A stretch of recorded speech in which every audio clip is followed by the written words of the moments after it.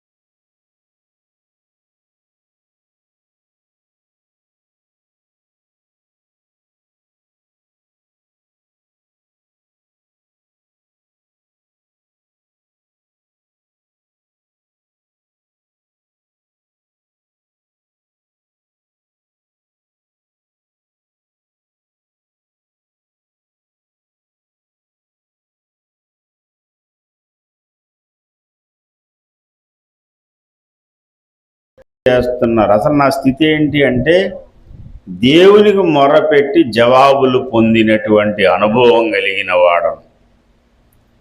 దేవునికి మొరపెట్టే అనుభవం చాలామందికి ఉంటుంది, కానీ దేవునికి మొరపెట్టి జవాబులు పొందిన అనుభవం కొద్దిమందికి ఉంటుంది.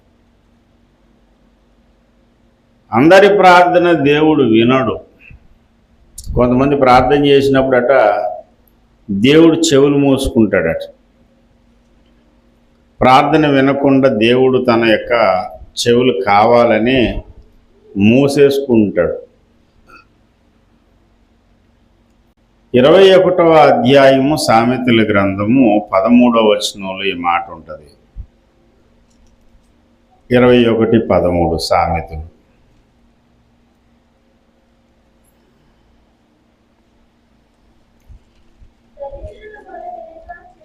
దరిద్రులు మొర వినకుండా చెవి మూసుకునేవాడు తాను మొరపెట్టినప్పుడు వీడు మొరపెడతాడు. మొరపెట్టినప్పుడు ఏం చేస్తాడట? అంగీకరింపబడడు. దేవుడు అంగీకరించడు. కొంతమంది ప్రార్థన దేవుడికి ఇష్టం ఉండదు.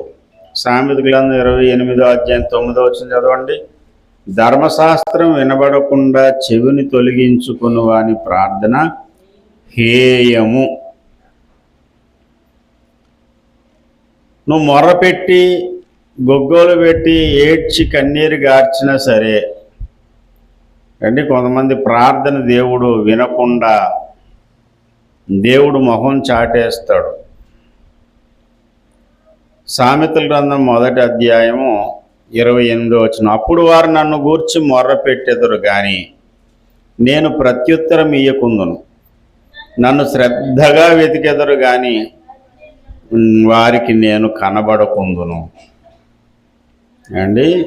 శ్రద్ధగా వెతుకుతారంట. వెతికినా సరే ఆయన కనబడకుండా దాగుంటాడు. మొరపెట్టినప్పుడు ఆయన వినడు, ప్రార్థన వినడు. ఏం సార్ వినకుండా ఆయనకి ఏమైనా చెవులు ఏమైనా కొంచెం ఇబ్బంది ఉన్నాయా అంటే కాదు. యెషయా గ్రంథం 59లో అంటాడు కదా, రక్షింపనేరకుండునట్లు యెహోవా హస్తం కురచగాలేదు, విననేరకు వినున్నట్లు ఆయన చెవులు మందం కాలేదు. మీ దోషములు మీకును మీ దేవునికిని అడ్డముగా వచ్చెను, మీ పాపములు ఆయన ముఖమును మీకు మరుగుపరిచెను. మీ పాపాలు ఆయనకు అడ్డుగా రావడాన్ని బట్టి ఏం జరిగిందన్నాడు? రక్షింపనేరకున్నట్లు ఆయన చెవి మందం కాలేదు. కానీ వినడం లేదు. ఎందుకు వినడం లేదంటే దోషము దేవునికి అడ్డుగా వచ్చింది. దేవుడు మనం ప్రార్థన చేసినప్పుడు మన ప్రార్థనలకు వెంటనే రెస్పాండ్ అయిపోతాడు అనుకోవద్దు. అవడు. మొరపెట్టినటువంటి ప్రతి మొర లేకపోతే పదాలు బాగున్నాయని డైలాగులు బాగున్నాయని దేవుడు రెస్పాండ్ అవ్వడు. 58వ అధ్యాయం 9వ వచనంలో యెషయా గ్రంథంలో అంటాడు, అప్పుడు నీవు పిలవగా యెహోవా నీకు ఉత్తరం ఇచ్చును. ఎప్పుడు అంటే ముందు కొంచెం చేయవలసిన పని ఉన్నాయి. అంతకుముందేమో నేను ప్రార్థన చేసినప్పుడు నువ్వెందుకు వినవు? 58:3లో మేము ఉపవాసం ఉండగా నీవెందుకు చూడవు? మేము మా ప్రాణం ఆయాసపరుచుకోనగా నీవెందుకు లక్ష్య పెట్టవు అని అందరూ. 4వ వచనంలో 2వ భాగంలో మీ కంఠధ్వని పరమున వినబడినట్లుగా, అంటే పరమందు వినబడడం లేదు. ఉపవాసం ఉన్నారు కానీ ప్రాణం ఆయాసపరుచుకుంటున్నారు కానీ ప్రార్థన అయితే పరమందు వినబడడం లేదు. పరమందు ప్రార్థన వినబడాలంటే నువ్వు మాట్లాడే డైలాగులు బాగుండాలని కాదు, చక్కని భాష సరళమైన సంస్కృతం భాషలో లేక తెలుగు భాషలో ఇంగ్లీష్లో మాట్లాడితేనే దేవుడు వింటాడు. లేకపోతే వినడు అనేటువంటి అయోమయంలో ఉండొద్దు. సంస్కృతంలోనంట మంత్రాలు చదవాలంట, ఆ మంత్రాలు ఉచ్చారణ బాగోకపోతే, వేద భాష యొక్క ఉచ్చారణ సరిగా లేకపోతే నీకు కావాలనుకున్నది నీది కాకుండా పోద్దట. అలాగే కూడా జరుగుతుందట. అంటే దేవునికి నీ డైలాగులు కరెక్ట్గా ఉండాలని వాళ్ళ నమ్మకం. బైబిల్లో ఉన్న దేవుడు నీ డైలాగులకి పడిపోడు. ఆయన నీ ప్రార్థన పరమందు వినబడాలి అంటే నువ్వు వేసుకున్న డ్రెస్ కోడ్ని బట్టో నువ్వు మాట్లాడిన మాటలను బట్టో ఉండదు, నీ హృదయ స్థితిని బట్టి ఉంటుంది. నిశ్చయముగా దేవుడు నా ప్రార్థన అంగీకరించి ఉన్నాడు. ఈ ఆధిక్యత, ఈ స్థాయి, ఈ స్థానాన్ని మనం సంపాదించుకోవాలంటే నీ హృదయ స్థితిని బట్టి ఆధారపడి ఉంటుంది. నీ హృదయ స్థితి సరిగా లేనప్పుడు ఎన్ని రోజులు నువ్వు ఉపవాసం చేసినా నీ ప్రార్థనకు జవాబు రాదు. ఎన్ని గంటలు మోకరించినా ప్రార్థన అంతా వృధా ప్రయాస అయిపోతుంది. నేను అడిగేశాను కాబట్టి దేవుడు ఇచ్చేస్తాడు అని భ్రమలో ఉండొద్దు. నువ్వు అడిగినంత మాత్రాన అడిగిందల్లా ఇవ్వాలనే రూల్ బైబిల్లో లేదు. అడుగుడి మీకు ఇవ్వబడును అన్నాడు కదా సార్, అడుగు ప్రతివానికి ఇవ్వబడును అన్నాడు కదా, రూల్ లేదంటారేంటి? బైబిల్లో ఒక వచనం పట్టుకుంటే ఇలాగే ఉంటుంది. చాలామంది బైబిల్లో ఏదో ఒక వచనం పట్టుకొని వేలాడుతారు. బైబిల్ యొక్క సారాంశం తెలియాలి. నీ వాక్య సారాంశమే సత్యము. దేవుని వాక్య సారాంశం సత్యం కాబట్టి వాక్య సారాంశం ఏంటో చూడండి. వాక్యంలో ఉన్న ఒక మాట మీకు దొరికింది, అడుగు ప్రతివానికి ఇవ్వబడును అనే మాట. కానీ దేవుని చిత్తానుసారంగా మనం ఏది అడిగినను ఆయన మన మనవి అంగీకరించు. నీ ప్రార్థన దేవుడు వినాలి, జవాబు ఇవ్వాలంటే 2 విషయాల మీద ఆధారపడి ఉంటుంది. మొదట అడిగే నీ మీద, అడుగుతున్న దాని మీద. ఈ రెండిటి మీద ఆధారపడి ఉంటుంది. నువ్వు ఏదైతే అడుగుతున్నావో ఆ అడిగే వ్యక్తివైన నీవు ఎలాంటి వాడివి, నీ హృదయ స్థితి ఎలా ఉంది అనేది దేవుడు చూస్తాడు. నీ హృదయ స్థితి సరిగా ఉన్నప్పటికీ నువ్వు అడుగుతున్న అంశం సరైందా కాదా అనేది కూడా దేవుడు చూస్తాడు. నా హృదయములో నేను పాపము లక్ష్యము చేసిన ఎడల, మనం చదువుకున్న మూలవాక్యం ఆ పైన ఉంది చూడండి, 66 కీర్తనలు మనం చదివాం కదమ్మా, కొంచెం పైకి చదవండి.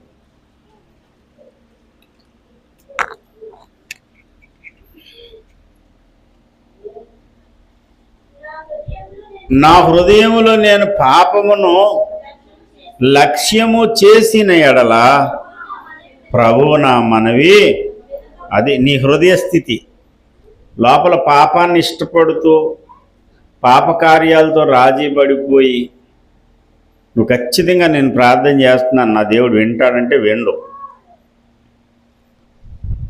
నిశ్చయముగా నా దేవుడు నా మనవి అంగీకరించి ఉన్నాడు అంటే ఇతడు అన్యాపదేశంగా చెప్తుంది ఏంటంటే, నా హృదయంలో నేను పాపమును లక్ష్యము చేసిన వాడను కాదు. పాపాన్ని లక్ష్యం చేయలేదు. దావీదు భక్తుని యొక్క జీవిత అనుభవాన్ని మనం చూస్తే అతడు పాపమును ద్వేషించాడు. దేవుడు దేన్ని ద్వేషించాడో, దేవుడు దేన్ని అసహించుకున్నాడో అతడు దాన్ని అసహించుకున్నాడు. 18వ కీర్తన 23వ చరణంలో, దోషక్రియలు నేను చేయనొల్లకుంటిని, ఆయన దృష్టికి నేను యథార్థవంతుడనైతిని. 24, కావున యెహోవా నేను నిర్దోషిగా ఉండుట చూచి తన దృష్టికి కనబడిన నా చేతుల నిర్దోషత్వమును బట్టి నాకు ప్రతిఫలమిచ్చెను. ప్రియమైన దేవుని బిడ్డలారా, దోషక్రియలు నేను చేయనొల్లకుంటిని. దోషక్రియలు చేయడం ఆయనకి ఇష్టం లేదు, నేను చేయను. నా దేవుని ఎదుట నేను నిర్దోషిగా బ్రతకాలి.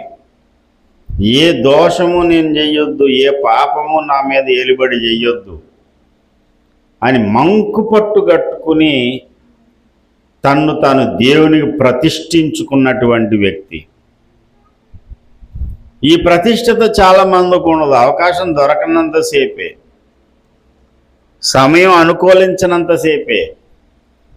సమయం దొరికిందా, అవకాశం దొరికిందా, అన్నీ అనుకూలించే వెంటనే తప్పు చేయడానికి సిద్ధపడతాడు. దేవునికి వ్యతిరేకంగా పాపం చేస్తారు. హృదయంలో పాపాన్ని లక్ష్యం చేస్తూ దేవునికి వ్యతిరేకంగా పాపం చేస్తూ అవకాశం కొరకు ఎదురు చూసినటువంటి వ్యక్తుల మొర దేవుడు వినడు. దేవునికి మొర పెట్టినప్పుడు అతడు పరిశుద్ధుడా కాదా అనేది దేవుడు చూస్తాడు. ఈ విషయం మర్చిపోవద్దు. పాపుల మొర దేవుడు వినడు.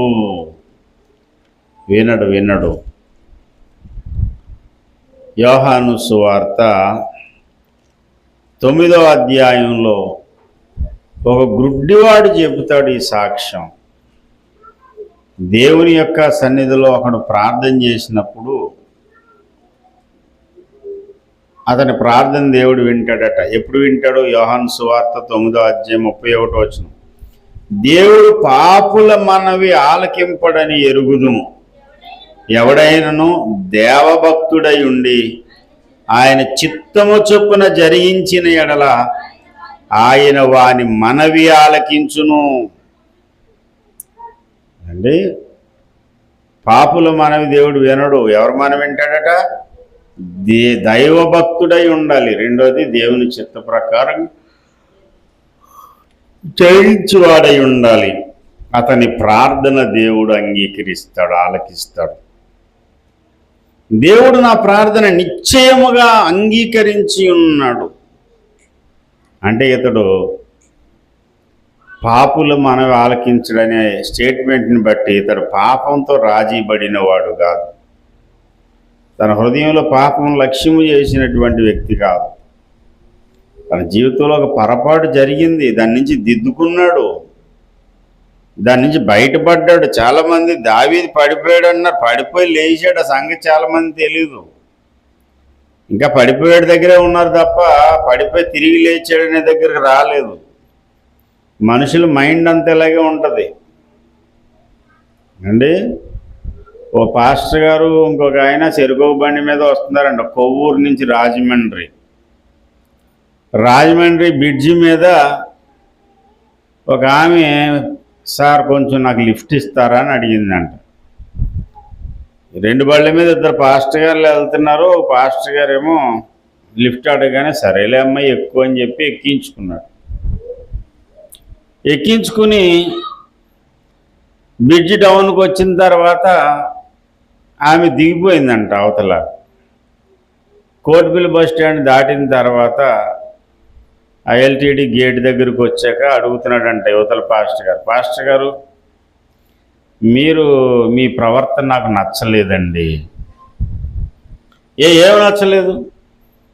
మీరు ఆమెను బండి ఎక్కించుకోవడం నాకు నచ్చలేదు. ఎవరో ఒక అమ్మాయిని నువ్వు బండి మీద ఎక్కించుకోవడం పాస్టర్ అయ్యింది, నీకెందుకు అంతా? నాకు నచ్చలేదు. మరి నిజమే, అలా ఎక్కించుకోవడం వల్ల లేనిపోయిన అనర్థాలు వస్తాయి, ఎక్కించుకోవద్దు అలాగా. అప్పుడు యువతల పాస్టర్ గారు అన్నారంట, అయ్యో పాస్టర్ గారు నేను ఎక్కించుకోవడం మాట నిజమే కానీ దింపేశాను కూడా సార్. నేను దింపేశాను కానీ నేను దింపేశాను అన్న సంగతి మీరు మైండ్లోంచి దింపలేదు. ఇంకా అర్థమైందా? దావీదు పాపంలో పడ్డాడనే మాట గుర్తుంది కానీ అందరికీ మరి ఆయన తిరిగి లేచాడనే సంగతి మర్చిపోయారు. మర్చిపోయి ఏదేదో స్టేట్మెంట్లు చేస్తున్నారు కానీ దావీదు జీవిత కాలంలో మరలా అలాంటి తప్పు జరగకుండా అతడు కాపాడుకుంటూ వచ్చాడు. దేవునికి స్తోత్రం కలుగునుగాక. తన నోటి మాట ద్వారా కానీ తన క్రియలలో కానీ ఎక్కడ మరలా అలా పొరపాటు జరగడానికి అవకాశం ఇవ్వలేదు దావీదు. దేవుడు కూడా లెక్కల్లో రాసుకుంది ఆ ఒక్క విషయంలోనే తప్పు చేశాడు తప్ప మిగతా విషయాల్లో దావీదు చాలా సూపర్ అని దేవుడు అన్నాడు. ప్రియమైనటువంటి దేవుని బిడ్డలారా, అవకాశం దొరకనంతసేపు మంచిగా ఉండి అవకాశం దొరకగానే తప్పు చేద్దామనే మైండ్ ఎప్పుడు వస్తుందో తెలుసా? నీ హృదయం లోపల పాపాన్ని లక్ష్యం చేస్తున్నప్పుడు. పాపాన్ని ఇష్టపడిన వ్యక్తి అవకాశాల కొరకు కనిపెడతాడు. వింటున్నారా? పాపాన్ని అసహించుకున్నటువంటి వాడు అవకాశాలు తన ముందుకు వచ్చినా సరే, శోధన తన ముందుకు వచ్చినా సరే పాపం చేయడానికి ఏ సమెత్తు కూడా సహకరించడు. యోసేపులాగా పారిపోతాడు. దేవునికి స్తోత్రం కలుగునుగాక. అలా యోసేపులా పారిపోయే వారి మొర దేవుడు వినడానికి సిద్ధంగా ఉన్నాడు. నీతిమంతుని ప్రార్థన బలమైనదై అండి. దేవుని సన్నిధికి బలమైన ప్రార్థన వెళ్ళాలంటే నీతిమంతుని ప్రార్థన. అందుకే ప్రార్థన చేసే ప్రతిసారి మన దోషాలను మనం కడుక్కోవాలి, యేసయ్య రక్తాన్ని ఆశ్రయించాలి, పరిశుద్ధాత్మ శక్తితో మనం శుద్ధి చేయబడాలి. అలా శుద్ధి చేయబడితే మనం ఏమవుతామంటే నీతిమంతులమవుతాం. దేవునికి స్తోత్రం కలుగునుగాక. హల్లెలూయా. 2 విషయాల మీద ఆధారపడి ఉంటుందన్నాను. రెండోది ఏంటి? మొదటి సంగతి ఏం చెప్పానమ్మా? ఏదో చెప్పారండి బాబు. స్తోత్రం చెప్పండి అమ్మ ఒకసారి. హల్లెలూయా. అర్థం కాలేని వాళ్ళు కూడా ఒకసారి స్తోత్రం చెప్పండి. హల్లెలూయా. ఎవరమ్మా? నీకేం అర్థం అవుద్దిరా, మట్టగిడసలా దొలుతున్నావు? స్తోత్రం చెప్పండి ఒకసారి. హల్లెలూయా. రెండు సంగతులు చెప్పాను. ప్రార్థన దేవుడు వినడం రెండు విషయాల మీద ఆధారపడి ఉంటుంది. మొదట చేసే వ్యక్తి, రెండు చేసే ప్రార్థన అంశం. ఈ రెండింటి మీద ఆధారపడి ఉంటుంది. చేసే వ్యక్తి యొక్క హృదయస్థితి బాగోలేదు. వాడు పాపం లక్ష్య పెట్టాడు, ధర్మశాస్త్రం వినకుండా చెవులు మూసుకున్నాడు. దరిద్రులు మొరపెడుతున్నప్పుడు ఆడు చెవులు మూసుకుంటాడు. దేవునికి వ్యతిరేకంగా పాపం చేస్తాడు. ఓ మహాతండ్రి, ప్రభువా, రాజాదిరాజా, పరలోకమందున్న తండ్రి. మళ్ళీ కొంతమంది ఎక్కడికి వెళ్తారంటే సమీపించరాని తేజస్సు దగ్గరికి వెళ్తారు. సమీపించరాని తేజస్సులో నిత్యము అమరత్వము గలవాడవై ఉన్న మా తండ్రి, నీ జనితైక కుమారుడు ప్రియరక్షకుడైన యేసుక్రీస్తు వారిని భూమి మీదకి పంపించినావు అని సాగదీసి సాగదీసి సాగదీసి సంస్కృత డైలాగులు మాట్లాడితే, అవును బాబు ఎంత మంచి ప్రార్థన చేసావు అని దేవుడు అనుకుంటున్నారు. No no no. నత్తివాడి ప్రార్థన కూడా దేవుడు వింటాడు. దేవునికి స్తోత్రం. నీకు నోరు తిరగదు కొన్ని పదాలు అయినా నో ప్రాబ్లం. ప్రార్థనలో డైలాగులు కాదు కావాల్సింది. ఏం కావాలి? నీ హృదయ స్థితి కావాలి. రెండవది ఏంటో తెలుసా? నువ్వు చేసే అంశం దేన్ని బట్టి, దేన్ని గూర్చి అడుగుతున్నావు. ఒకసారి దేవదాసాయి గారికి, మహాభక్తుడు దేవదాసాయి గారికి ఒక ఐడియా వచ్చిందంట. ఇప్పుడు ఇన్ని సమస్యలన్నిటికీ కారణం సైతానే కదా. కూర్చున్నాను అలా దేవుడి సన్నిధిలో దొరలు కొడుతున్నాను. కూర్చో, నువ్వు చెప్తుండాలా. హల్లెలూయా. కూర్చున్నాను, సరిగ్గా కూర్చో, చేతులు కట్టు. వాడు వింటాడమ్మా, మాట్లాడు. మనిషి మంచోడు, ఆపకేంత ఉంది వాడికి, అంతే. చాలా మంచోడు. స్తోత్రం చెప్పండి అమ్మా. హల్లెలూయా. ఒకసారి ఒక ఐడియా వచ్చింది. ఇన్ని సమస్యలు, మనుషులకు రోగాలు, వ్యాధులు, నరకానికి వెళ్ళిపోవడం, ఇన్ని సమస్యలన్నిటికీ మూల కారణం ఎవరంటే సైతాన్ గాడు. మనం ఈ సమస్యలన్నిటికీ పరిష్కారం చేసే బదులు సైతానికి మారు మనసు రావాలని ప్రార్థన చేస్తే బాగుంటుంది కదా అని ఆ ప్రార్థన చేశారట ఆయన. చేస్తే దేవుడి కంటే ముందు ఆడికే కోపం వచ్చిందంట. వాడి కోపం, నాకు మారు మనసు రావాలని ప్రార్థన చేస్తుందంటే అసలు వాడు గురిగలుగు ఉన్నాడు. ఎప్పటికైనా దేవుణ్ణి ఓడించి నేనే దేవుణ్ణి అవుతానని వాడు ఆశ. ఇప్పుడు మారు మనసు పొంది దేవుడి దగ్గర రావాలని మనాల నువ్వు ఎలా ప్రార్థన చేస్తాను గొడవకు వచ్చిందంట. చేసిన ప్రార్థనల్లో దేవుడు నీతిమంతుడు, పరిశుద్ధుడివే, కానీ చేసే ప్రార్థన దేవుని చిత్తానుసారమైందై ఉండాలి. ప్రభు ఏం చేస్తావో మాకు తెలియదు, కానీ నీ రెండో రాకడ మాకు వద్దు, మహాశ్రమల కాలం అనేది వద్దు, అబద్ధ క్రీస్తుని రానీకి తండ్రి అని ప్రార్థన చేస్తే దేవుడు వింటాడా? అసలు రష్యా దాని మిత్ర దేశాలు ఇజ్రాయేల్ మీదకి వెళ్ళకూడదు నాయన, ఇజ్రాయేల్ చుట్టూ అగ్నికంచి ఉంచు, ఏ యుద్ధం లేకుండా చేయని అది అడిగితే దేవుడు వింటాడా? వినడు. ఏవేవి దేవుడు జరగాలని నిర్ణయించాడో, సంకల్పించాడో ఆ సంకల్పానికి వ్యతిరేకంగా నువ్వు అడిగితే దేనిని దేవుడు వినడు. ప్రార్థన దేవుడు విన్నాడు అనేటువంటి నిశ్చయత, ఈ సాక్ష్యము మనం కలిగి ఉండాలంటే మొదట ప్రార్థించే నీవు శుద్ధుడు అయి ఉండాలి. రెండు, ప్రార్థించే నీవు దైవ చిత్తానుసారంగా అడగాలి. దేవుని చిత్తం ఏంటి? దేవుని ఉద్దేశం ఏంటి?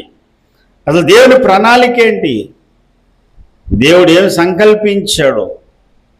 ఇప్పుడు దేవుడు ఏది కోరుకోవాలనుకుంటున్నాడు, ఏది చెయ్యాలనుకుంటున్నాడు, దేవుని సంకల్పం ఏంటో మనం, దేవుని చిత్తం ఏంటో గ్రహించి ప్రార్థన చేయాలి. కొన్నిసార్లు మన కోసమే మనం ప్రార్థన చేస్తాం. ప్రభా ఈ కష్టాల నుంచి విడిపించిన ఆయన అని.